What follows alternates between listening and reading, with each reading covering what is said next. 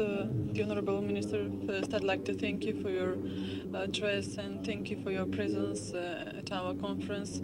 I know that you have full agenda and still you took time to meet us and participate at our conference. Our connections, our relations with the Ministry of Foreign Affairs are their highest degree. So once again, I thank you for the communication with our organization. Since the minister has other obligations today, if you have any questions to ask the minister, I ask you to do so now, before we go on to the next speakers. Do you have any questions? Yes, please.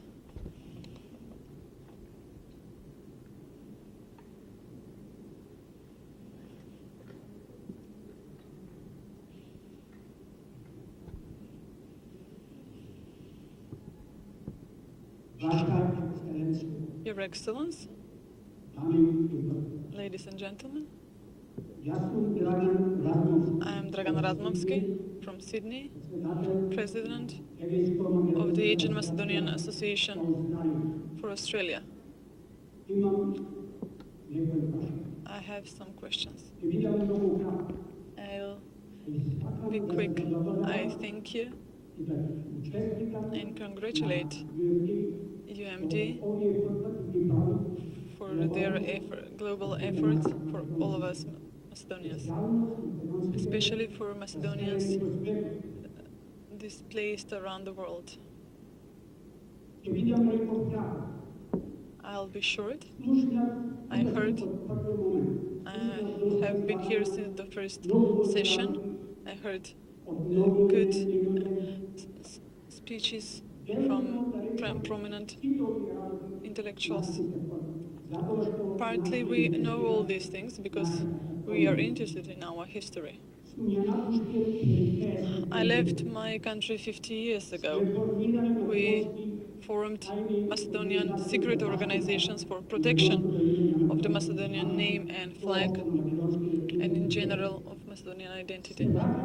I go back now at the age of 80 in my fatherland to rebuild my destroyed house. I'd like to ask you, we 1913 were divided into 4 parts.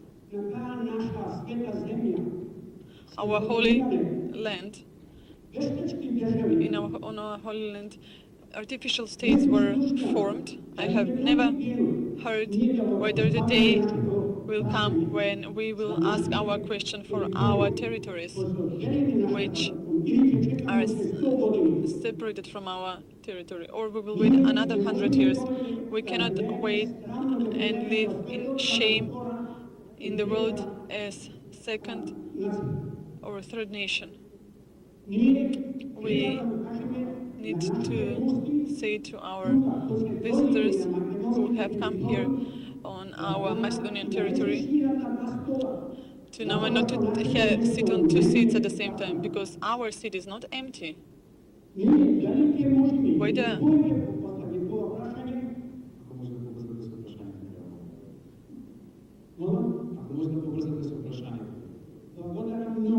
Thank you.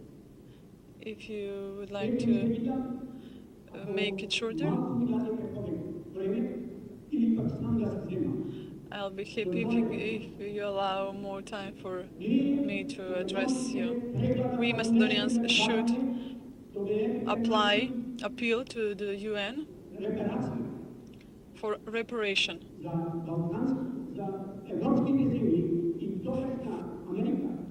From European countries and the USA who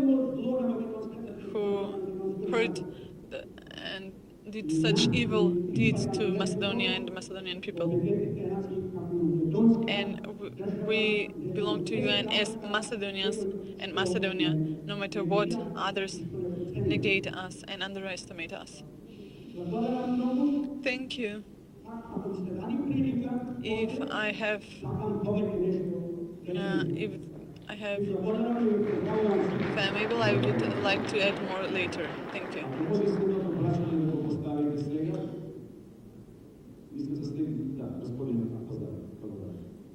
The next question, please.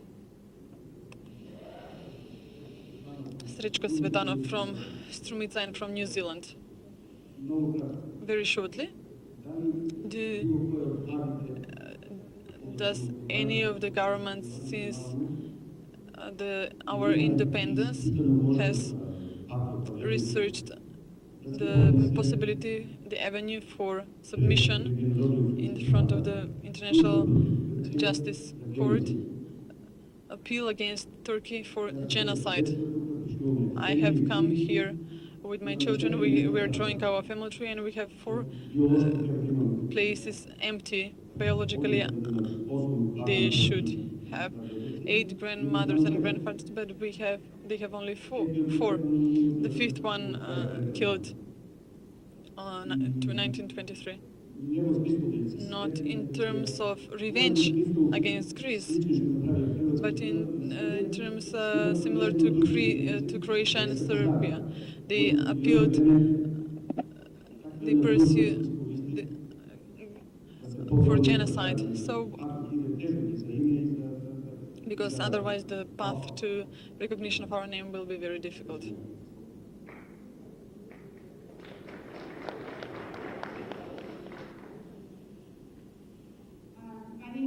Evans, and I'm the initiator of the Macedonian Film Festival in Toronto, the first Macedonian film festival outside of Macedonia.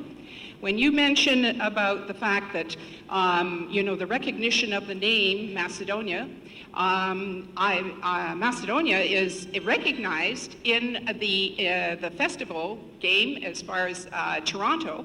There are over 70 film festivals in Toronto, and the fact that Macedonia has a film festival there, and it was the first one worldwide, is to your advantage. My question is, how do you intend in the future in helping and supporting this kind of institution, or it's a non-profit organization, incorporated, nobody can change our name.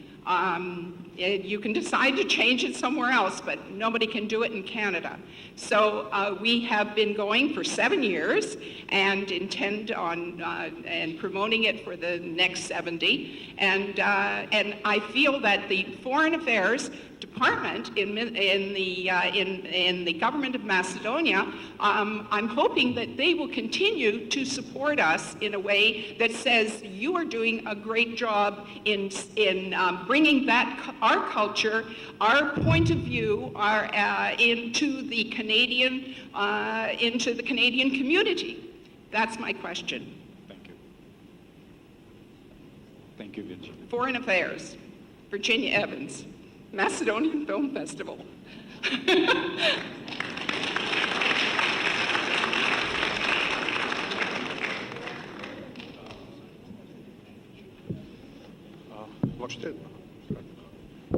Kratko jedno prašanje za ministerot.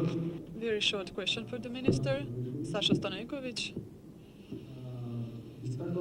I'd like to ask the minister, what is the problem that Macedonia, why do we ask the reference we have there to change with Republic of Macedonia? Greece cannot negate us there, and if England and France love us so much, then they shouldn't make a problem in the Security Council I'm talking about. So I'd like to ask the minister, if we were accepted in the UN as Republic of Macedonia, everything else would go easier.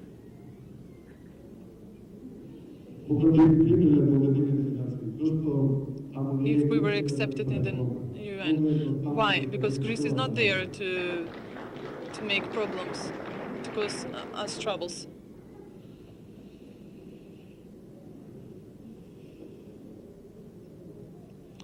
Honorable Minister. Vlatko Stepanovski from Skopje.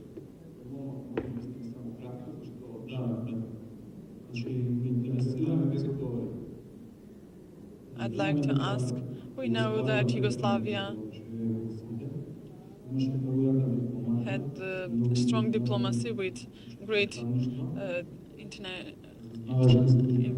consulates and embassies. I'm interested whether we have access to all those data and database of ex-Yugoslavia. Do we work on digging those archives to check out the links of those who had agreements with who, secret agreements, and do we work on that through our neighboring countries? So if we organize on a task force analyze all those old and secret data, so that we find out secret data, why a certain country is a friend with a certain country, agrees with this one and that one. Can you hold that question for the other discussion panelists? Okay. Mark Pranov, UMD. A very simple question. In 1991, had a referendum for the name, and the name was Republic of Macedonia, chosen by the people. Why do we need another referendum? And if this referendum does not succeed, how many more referendums do we need?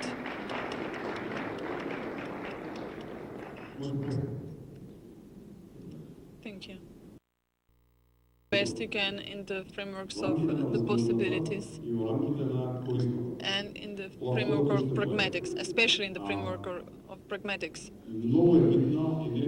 It is very important the energy we have and the influence we can have to dedicate on how, other than on the past and the tragedy of your ancestors, and which share, with whose destiny we all share. How to dedicate our energy on your future 8 descendants and not ancestors.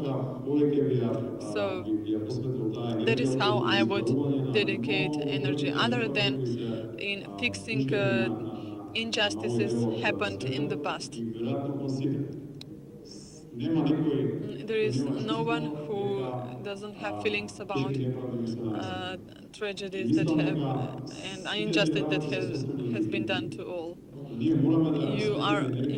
Your words are legitimate, but we need to dedicate our energy to future generations and how to provide better life and for them, so they will not have to look for their happiness outside Macedonia. Maybe it sounds paradoxically, and because I say this to you who most of which live outside Macedonia, but our goal is that to provide better standard of living for all those living here, to keep them here and to strengthen our links with you, because you are people who want to strengthen our links.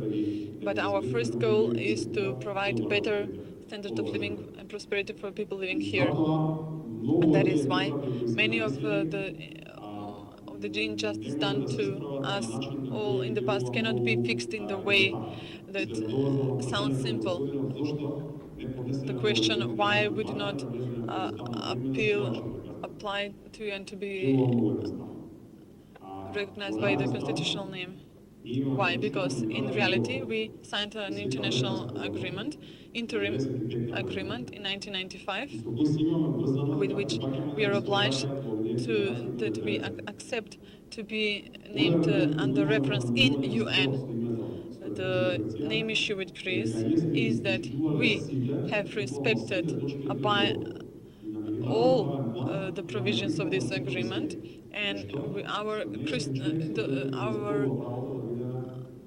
so we are clear in front of the international community. Today this question belongs to the past. From today's point of view, we look for a solution with our southern neighbor, because we want to become member of EU and NATO, even though it's based on international law, respect of rule of law, and so on. And there is another stronger law, and that is when you're inside the club, you can behave in a way that is not allowed outside the club. Maybe it sounds twisted, but up to a point, it is a fact that you have to fulfill all the criteria up to the moment when you become member of the club. The paradox in this situation is that we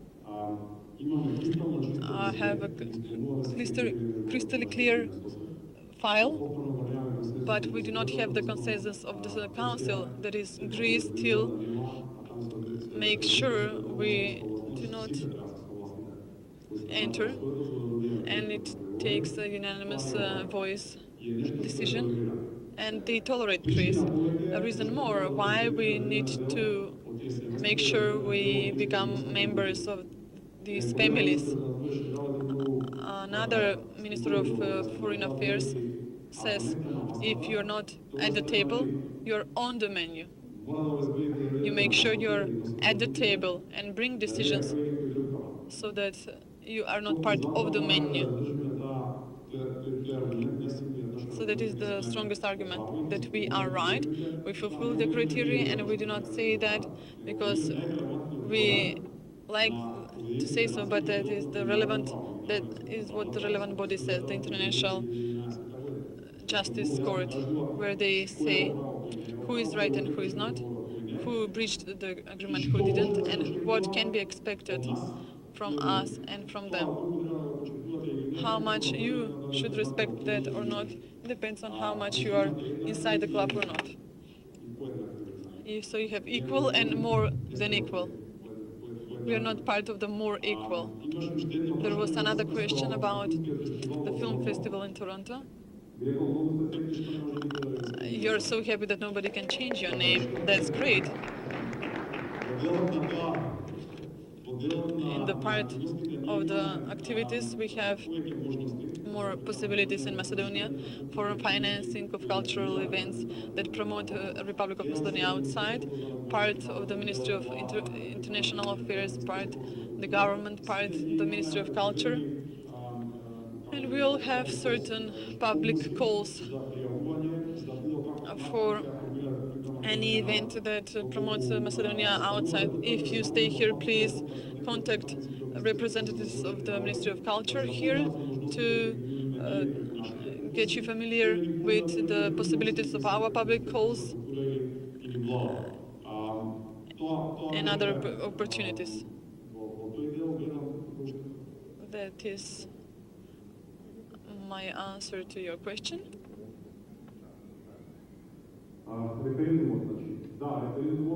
The referendum decides the constitutional name of Republic of Macedonia. So we use the name Republic of Macedonia.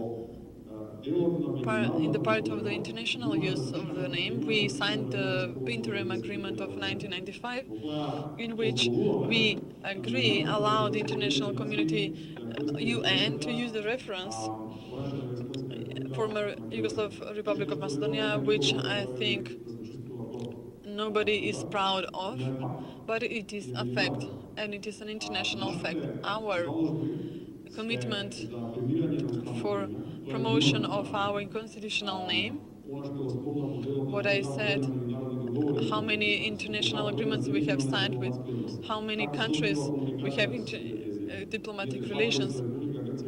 We communicate with the Republic of Greece as Republic of Macedonia, but Greece has the right to write us back with the name former Yugoslav Republic. What is written in our constitution and confirmed with our referendum cannot be changed in any other way. Our argument is that we have internationally, legally clear file, and we belong to the family of states which are democracies and free markets, and there is no other way that it can be changed. And so from that point of view, we have no reason to be afraid of any danger. What we are committed to find solution about the issue with our southern neighbor is because of our aspirations to become members of NATO and EU, and we are 100% dedicated according to their rules to find solution to become member of these alliances. Nothing else can change. Nothing else they can change because we have a clear file. Thank you.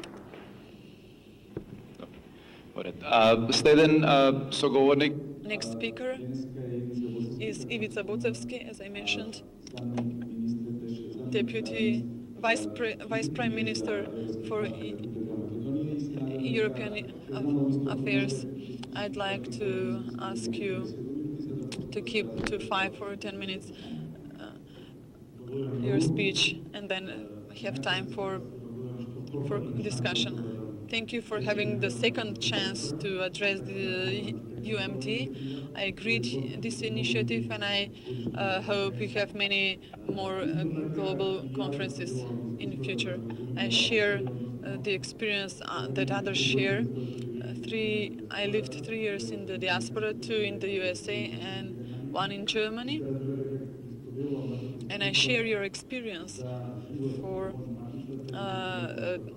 of living outside our fatherland. Concerning foreign policy, I have prepared a paper on Euro integration, but as I was told that this topic was also covered, I wanted to join you yesterday, but my daughter engaged me yesterday. So, concerning foreign policy of Republic of Macedonia, your conference tackles the issue of one topic, that is that Macedonia disappears as a nation slowly. And I'd like to say it is the craziest thesis I have ever heard of, because at the moment new energy and enthusiasm comes back to the big arena.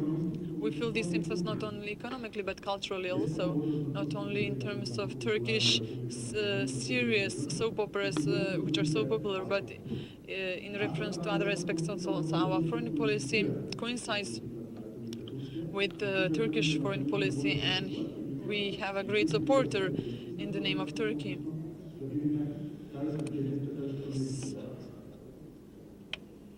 On the other hand, our northern gates, the influence of another force. Yesterday you talked about it. EU meant one thing in 1990s. It meant another thing at the beginning of the 21st century. After the financial crisis, we see that something strange happens. Instead of foreign policy of the EU, now we look at it, that foreign policy become more national. With their interests, countries impose their national interests. In that context, the gravitational field of Germany, what they impose, their influence can be felt in the region. They have a very interesting debate in their media whether their policy should be run by moral or by interests, by ethics, of course, because of their history. Arguments pro ideals are very strong, and when we hear them facing our own problems, of course, are very happy. But arguments pro interests are very cruel. Also, we feel that, and that is reflected in our perspective. Our problem is not only Greece, but the fact that two leverage forces of EU are indifferent towards the Macedonian issue. They are not against us. They are indifferent. We need at least that they become benevolent towards us. At least benevolent, not indifferent. When you decide to create a state, it's not easy. Countries break very easily. And we shouldn't think that our problem is the greatest one. 1916, what kind of problems the Irish had when they wanted to create their own state? Who they had against them? Modern Palestine, when they wanted to create their own country. Who today is against the independent Palestine? Nobody. Our problem with Greece is piece of cake in comparison to Palestine problems. We just show our tolerance threshold. Germany and France, when they create their foreign policies when they refer to their memory, and in their memory, Macedonia does not exist. That's why they act as they do in foreign policy. They want to say to us, listen, you're small, you're desperate, you have to become members of EU and NATO, so you will become very tolerant. So we should show that this is the price that we do not want to pay, and that is where our Euro-Atlantic integration is blocked. We'll see how Germany and France envisage Europe should look like in the future. In the end, the last force that starts to show its influence in Europe is Russian Federation, which is very shy and limited influence in the region, with small. Their influence is yet to come. With them, Republic of Macedonia has many points where we coincide: cultural, linguistic, energetic, business, common points. All this field of forces reminds us of the field of forces of 1913. Among other things, the shape of the Balkans, the map of the Balkans breaks at the point which are the interests of these forces. The difference between 1913 and 2013 is that today the Republic of Macedonia exists, Macedonian institutions exist, and we have a guardian of our nation and interests. It is a great difference, and we'll have to take care of it and to harmonize our policies. And in the end, in 2009, when I spoke, and I will remind you again, the best way to help Republic of Macedonia with your full integration in your environment where you live, be the best there where you live, be the top in politics, in economy, in your business areas where you live, because that is the only way to help Republic of Macedonia in future. Thank you. Thank you very much. Mr. Sulejmani? Thank you. Thank you for the opportunity as the only Albanian to be a part of this organization. It's a different voice coming from the Albanians, but of course you will have the opportunity to see another standpoint. So another Macedonian feeling as Albanian to express his own views as to the Macedonian foreign policies, why it is, and if it is successful, and if not, why it is not. I have a realistic political approach when it comes to the foreign policy. Talking about two straight lines, two rules. The first rule is that there aren't any rules. And the second rule is that there is no morale. If we approach the foreign policy in this way, then we will ask the question of how the Republic of Macedonia in such circumstances the foreign policy should operate. According to me, Republic of Macedonia should have 3 no's.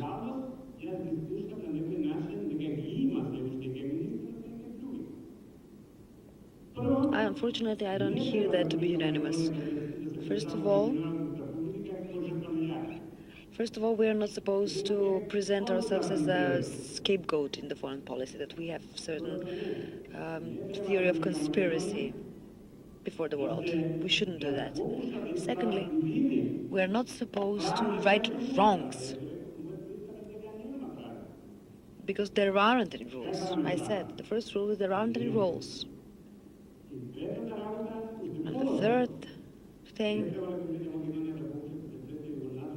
we are not supposed to present ourselves in the foreign policy as an orphan, or to be nostalgic and to talk about what should have been and how things should have been done, so on. I think that we're seeing the following concept: 5 neighbors, 7 enemies. And I think it should be the other way around. I think that we should be a lady that everyone wants to have. How is the question? How can we get to that position? That can be achieved only if we identify our vocation. An individual is successful only when he or she moves within his or her vocation, profession. He can move around it, but only if he moves through the trajectory of the profession can be successful. It's the same when it comes to the state. We can shift trajectories, but if we avoid the one that is the state's vocation or the spirit of it, then we wouldn't be successful. So Macedonian and Albanians here living for a century now have only one vocation. According to the zeitgeist, they need to be inclusive. They're not supposed to be exclusive. If we manage to promote that philosophy, then the success is inevitable. How would that look like? After 2001, I went across the country and lectured about the reconciliation and trust among communities. And on the debates, I was in Macedonian environments as an Albanian, with a very plastic example of how this approach should look like. How should we behave? And I told them the anecdote about the 7 rabbis that built a synagogue. 7 rabbis try to build a synagogue, and they fight, and they cannot build it. And at one point, someone said, okay,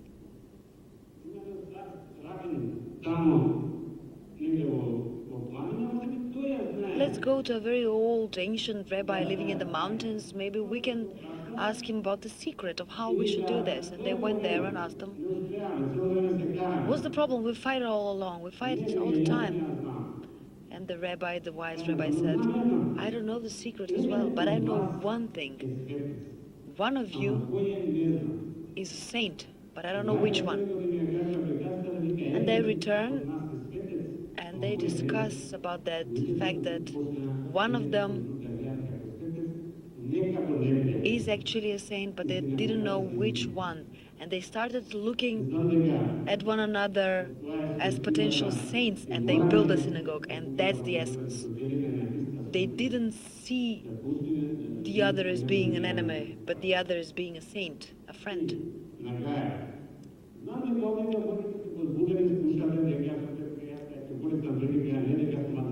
I know that you might think that I'm going to advocate for a political party or something else, but you listen to the Albanian political parties and the Albanian leaders'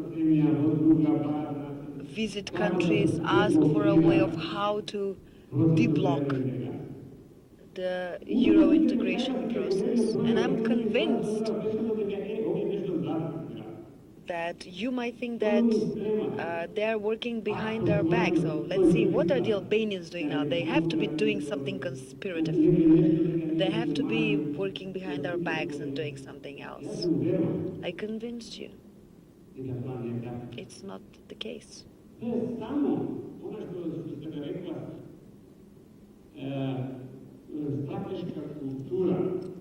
It's a strategic culture, building a future to people that have had different past, but the same future. And the Albanians promoting such ideas, they have lived through the failure to be proud and unbreakable, not to bend at any cost. For 50 years, the Albanian state was neither towards the east, neither towards the west. We thought that we will survive left on our own. We didn't need anyone, and we don't need anyone. Some of the Albanians still think that. They demonstrated 1965, 66, 67 against Yugoslavia, and they were always deprived of their national sense and feeling of Albanian pride. But when that illusion was broken down, millions of Albanians visited Yugoslavia and found a roof over their head. Refugees from Kosovo went there and they found their refuge there. And today's concept of the young Albanians are very different. They don't want to be rebellious anymore at any cost. It will always cause problems and tensions and conflicts, but they understand that it's very important that they need to be cooperative, that people and the states are not per se negatively inclined. That's a conviction. And that's why I think that in this area, all the peoples share the same destiny. We all have our own sorrows, our griefs, our bad moments, our losses throughout history. But I learned from one historian, the greatest enemy to the future is the history. Let's engage more into the future and let's dwell on the past. We have a bright future, and it's up to us whether we will take advantage of it. Mr. Pendarovski, the best for the last.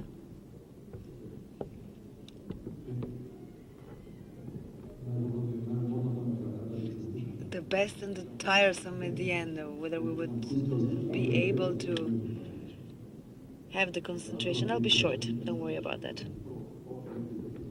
Thanks to Meto and the crew that called upon me to make this conference. I'm going to get down from the mountains and talk about the practical politics and briefly talk about a gigantic theme of 20 years of foreign policy of Republic of Macedonia. And we will talk about comments later on. So briefly about the 90s. Macedonia never, neither then nor now, has formal foreign policy doctrine, and it's not strange for a country which waited 15 years to bring the law on foreign affairs. However, a few doctrines existed in the 90s. They were current at that point, but were not officially. First idea was equidistance of our ex-president Mr. Gligorov, which was quite burdened by history and emotions and was not productive in a political sense, even though those who at that time tried to implement it, I think it was maybe necessary, but did not correspond with the new tendencies of that time. 1998, we had a doctrine which few of us remember. After the first victory in 1998 of the ex-communist party, in their documents it says doctrine, positive energy towards the neighbors. You know that there is no document which declares negative energy towards neighbors, and it lasted shortly, and the greatest effect was at that point we got Taiwan.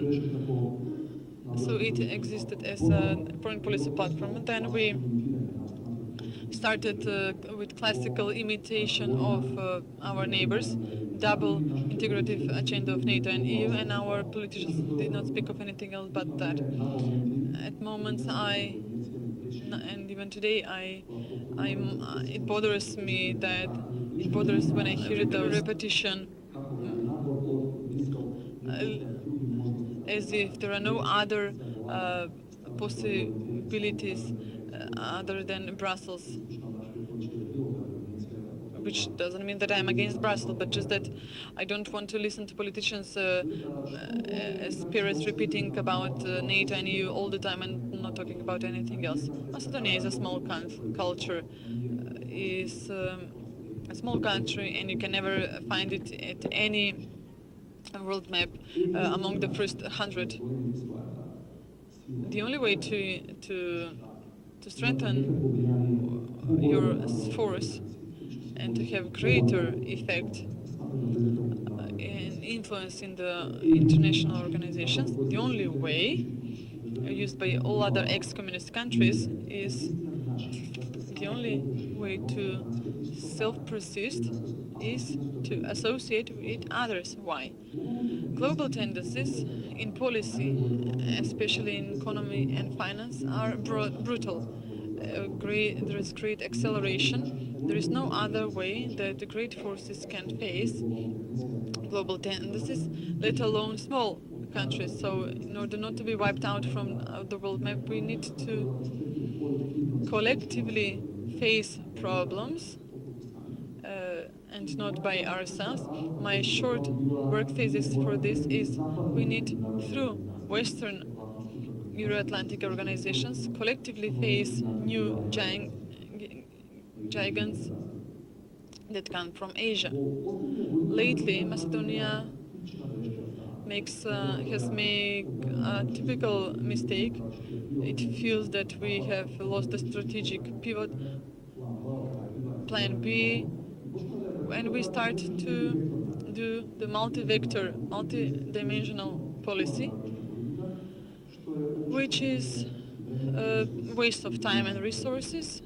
Macedonia, the only thing we can afford in this segment is we must and need to work on multi-dimensional energetic trade, economic policy, foreign policy throughout the world. In political sense, in strategic sense, our pillar is not the East because we do not go to the West only for money, but we go to the West for values which we think are similar to ours, which we think we share. And there are millions of organizations in Asia, but they have different civilizational background. It's very important to do business who is similar with someone who is similar to you. You can do business with North Korea, but you do not share values with them. If you want to talk about human rights, you have to talk about human rights with those who share your values from the Western world. And lately, Macedonian foreign policy, generally, our internal policy has made other mistakes. Another mistake, we run ethnic internal policy, and for some issues, the government thinks that there should be ethnic exclusivity. So if it comes to the name, other practical issues, we do not have a real discussion. When you try, when you run this ethnically colored policy, you risk excommunicating, isolating that part of the population which does not share your ethnic color. In Macedonia, we know that we are multicultural and multi-religious. Only the part that is not analyzed we have 100 Muslims. Religion is important in the Balkans, so we need to make sure to be aware that that kind of policy may be unproductive or dangerous. Thank you. Благодарам и на вас. Thank you. If I may summarize, our minister today talked about economic foreign policies based on our economic forces, and Mr. Sulejmani, undoubtedly, Macedonia is a multicultural country. Macedonian people, Albanian people. The force of our country is in its economic strengthening, and everybody should work on that. How to strengthen economically, because nobody wants to work against their own country. And if we provide economic standard for everybody and their children, if everybody wants their children to be raised here. You also mentioned, Mr. Bočevski mentioned France and Germany. They are very important states in Europe, which are indifferent towards Macedonia. They have, France has connections with Greece. I see them, in my opinion, Greece plays very well on the world political arena when they gave their key to Nikola and called him to become part of Thessaloniki, and forget that they supported fascists and against the Jews. So this world diplomacy, they created the policy of Europe. When Greece is on their knees financially, how can Macedonia use this historical moment now to push Greece to put aside this question, and so that we go ahead further? And Mr. Pendarovski, you made an overview of how Macedonia was born, was insecure for 7 to 10 years. A girl who then in teenage years is a bit crazy. Now we are 22 years old, a girl, and we are preparing to become a serious country and are preparing to get married. We may be a guy, not a girl. So we have formed as a state, and now we believe in ourselves. This is the realistic picture. These are our neighbors.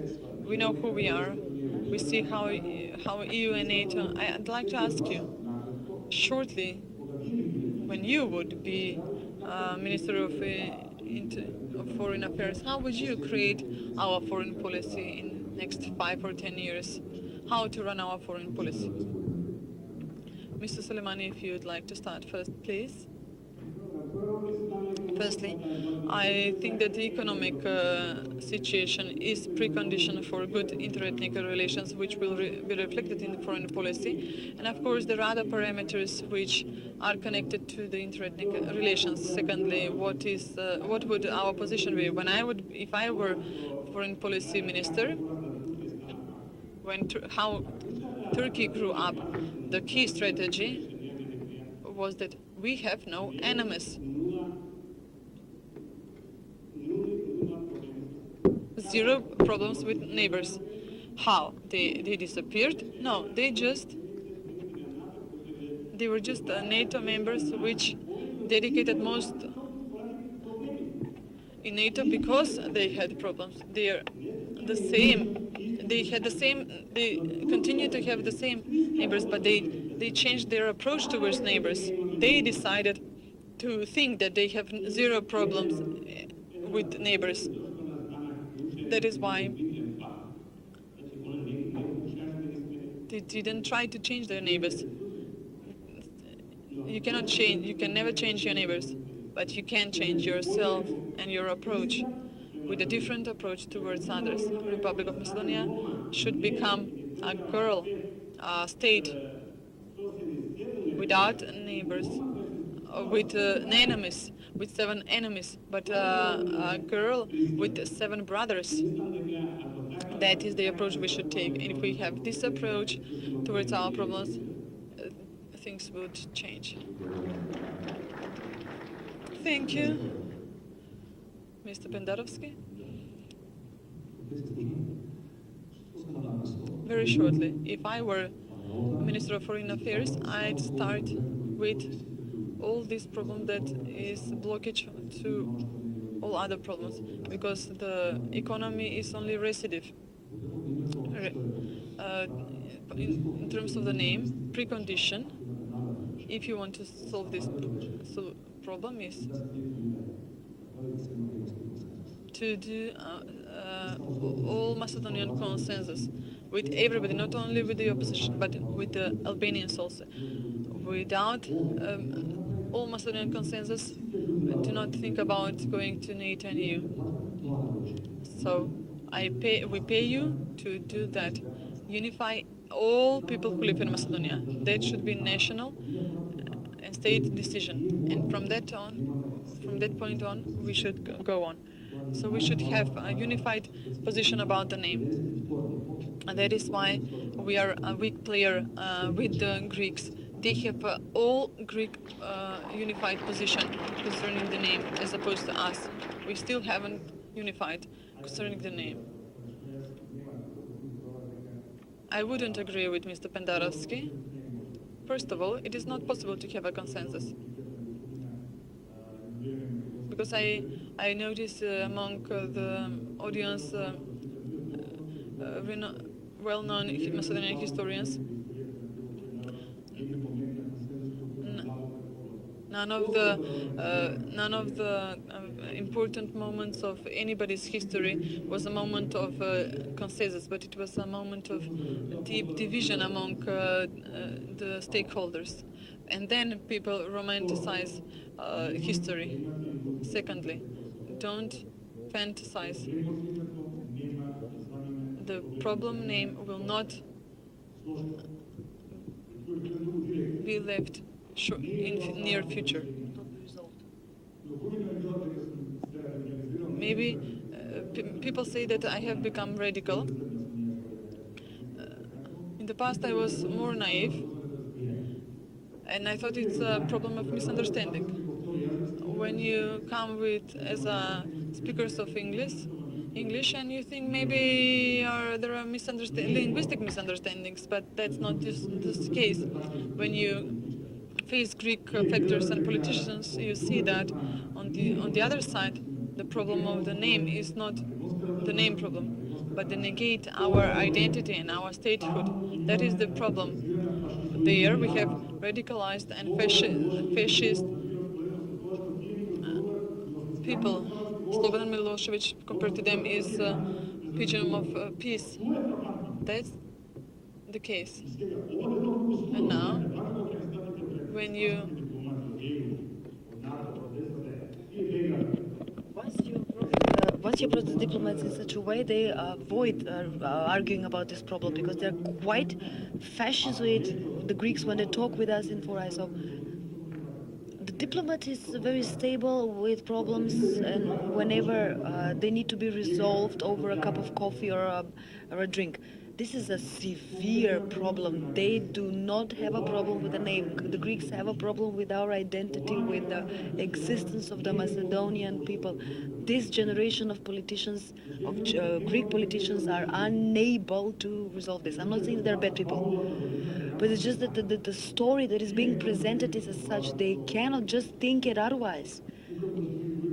There might be other considerations here when we look at their national doctrines of the Serbs and the Greeks. We see that they are trying to have a common border that is to be close, to be adjacent countries. Greece has a problem. The problem is Macedonian statehood and Macedonian identity and language. That's the thing lying behind the name, and the problem is not going to go away.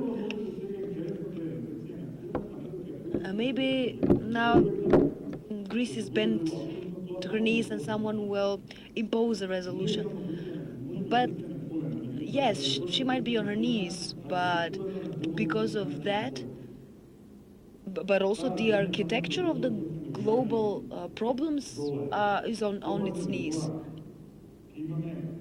She's indebted with millions and millions. If she goes bankrupt, then the implications will show in a lot of other countries. I remember at one of the summits of the European Union when I was Vice Prime Minister, we discussed about the package for Greece. And in EU there were a lot of discrepancies, and it was amazing to me that during in the diplomatic circles in Brussels, people said, please resolve this issue with Greece or else we all in the region will suffer. And when you have such a grave issue like that, no one thinks of posing a quote-unquote minor issue of Macedonian's name on the table.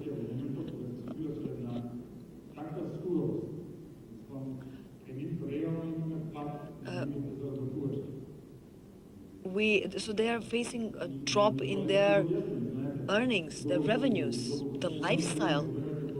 If you've taken up a loan in the times where you have had big salaries and now they're reduced, you cannot pay off your loan. So the program, the package that they're trying to introduce to Greece, there was one attempt to introduce such a package to Weimar Germany before the war, before the First World War. Economically feasible, politically destructive. So that's the package that is trying to be imposed. So this name issue problem will not gonna live on its own. You don't have a partner for talking. You have people, the other hand, that have problem with our statehood and with our nation. Thank you.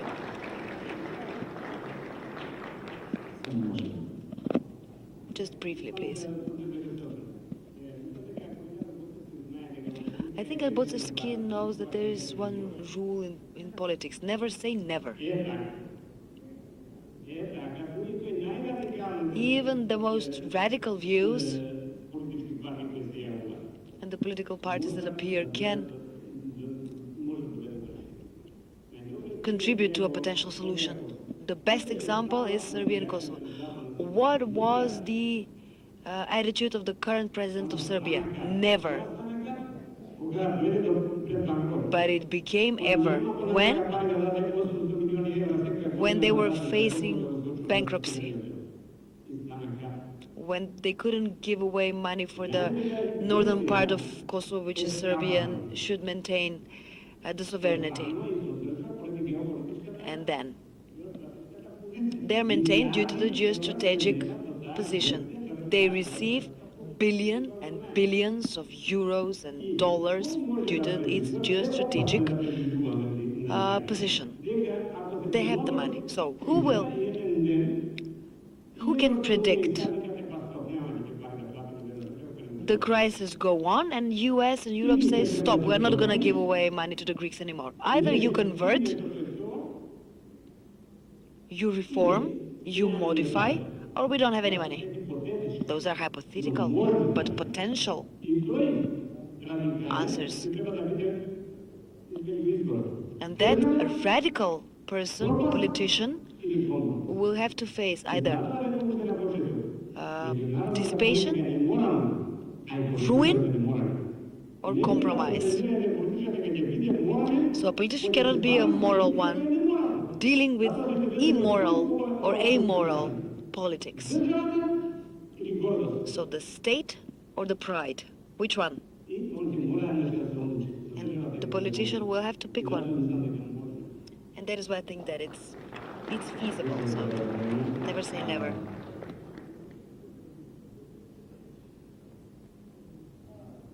And for Serbia and Kosovo, we wait for the generation to switch of Serbian politicians and another generation of politicians to come. So currently, the Prime Minister of Serbia is the man that created the problem, and the President, according to the Holbrook's book, is a person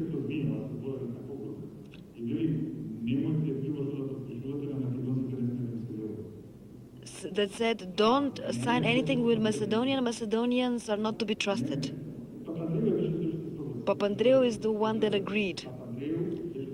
Papandreou was the one that agreed with the interim agreement. But with those two, you cannot find a solution. There has to be a change of generation. Unfortunately, we don't have any time for questions. So to summarize,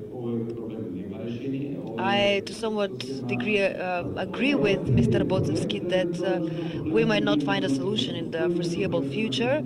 Actually, we don't have a problem. The problems are we Macedonians. We exist. The problems are the Aegean people living in Greece. Problem is the reparation. Problems are, yeah, these are the problems. So the solution will.